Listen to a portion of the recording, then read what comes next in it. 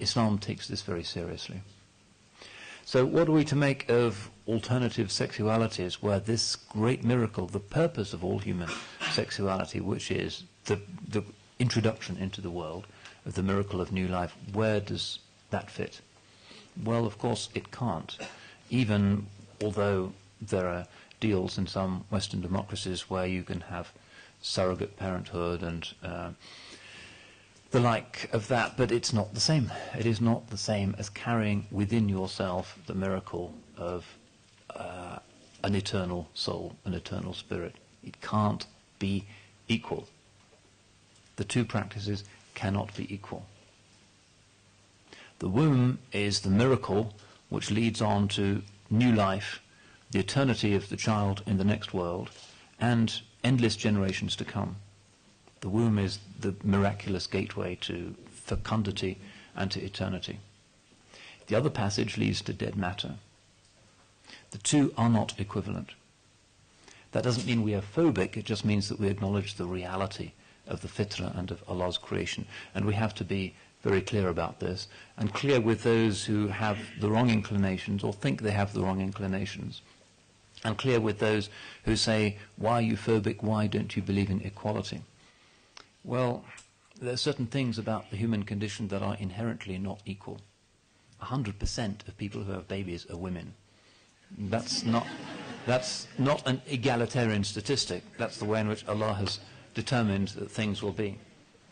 So there will be many things in which there isn't a parity, and there can't be a parity. That's the nature of our species.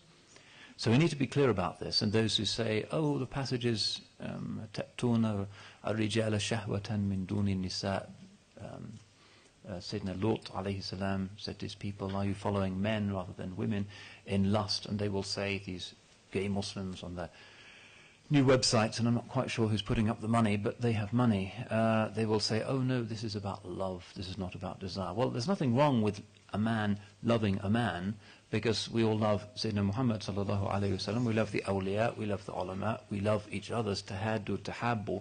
Mutual love between the believers is a given. But desire is something else, and what that passage in the Quran, which unambiguously prohibits these practices, is saying is, it's shahwa. If that shahwa is there, that shahwa is something that one of Allah's prophets condemned, and that's really unambiguous.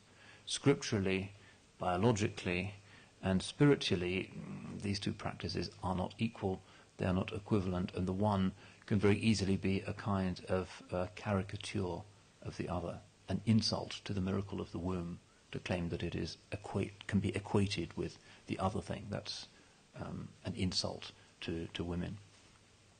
So we need to be strong about this, because many people are now barking at us and telling us to be less homophobic, and we just have to say, well, the fact that people have an impulse has no moral significance.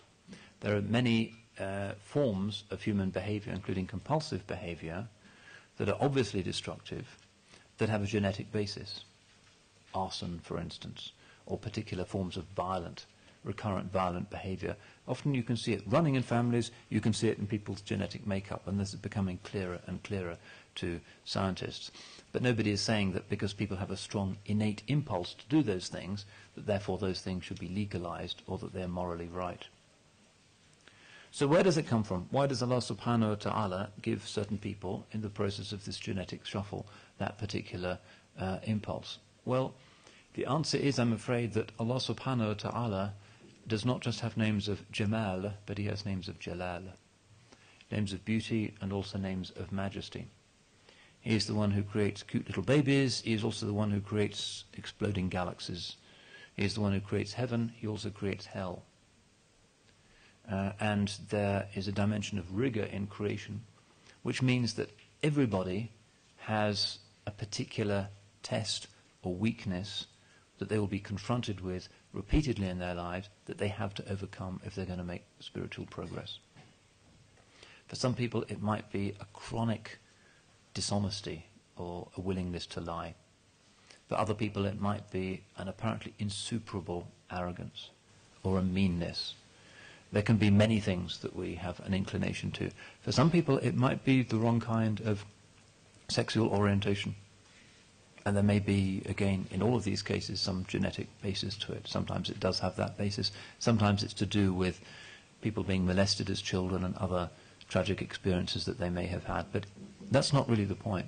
The point is, Allah subhanahu wa ta'ala is giving everybody one particular obstacle that they need to identify first of all. Everybody needs to think, what is the worst thing that I do that is holding me back from really being open in my ibadah? And we have to deal with that before we'll successfully deal with the other things. So some people have been given that particular ibtila, and if they overcome the impulse, maybe they'll never get married because they just don't have that particular inclination. But if they overcome that impulse and don't act in accordance with them, then they're not sinners. They're Muslims equal to any other Muslim. And the fact they have that inclination is not in itself a sin. It's only putting it into practice that is sinful. Because a bad intention is not punishable in Islam. Only a bad action is punishable. Good intention is rewarded, as is a good action. This is part of Allah's mercy. So it's not a question of being phobic or being prejudiced against people who have that tendency.